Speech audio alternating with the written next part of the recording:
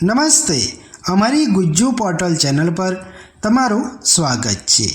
આજના વિડીયોમાં આપણે વાત કરવાના છીએ કુંવરબાઈનું મામેરું યોજના, જે ગુજરાત ગવર્મેન્ટ તરફથી ચાલી રહી છે।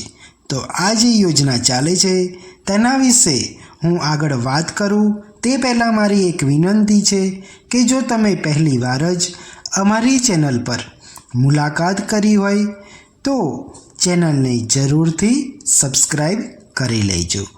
આનાથી અમને મોટિવેશન મળે છે અને હા, અમારી ચેનલના દરેક વિડીયો આપની પાસે પહેલાં પહોંચી જશે।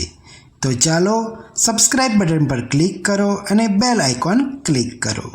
તો ચાલો હવે આપણે કુંવરબાઈનું મામેરું યોજના વિશે વાત કરીએ।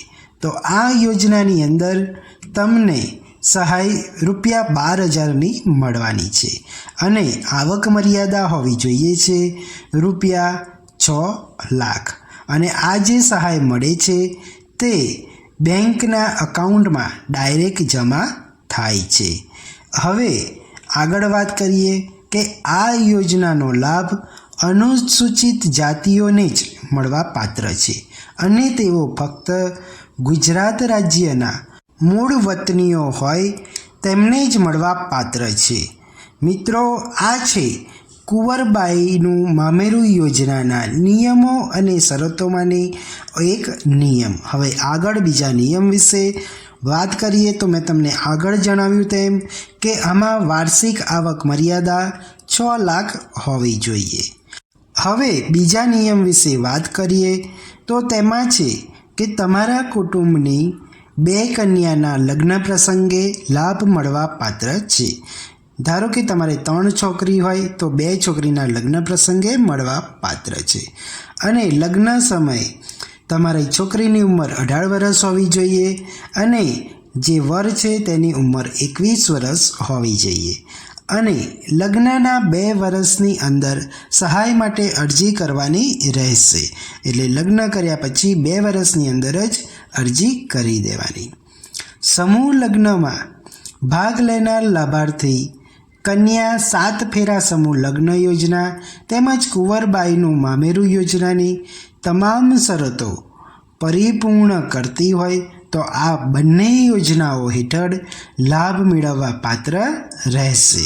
તો આપણે જોયું કુંવરબાઈનું મામેરું યોજનાના નિયમો અને શરતો।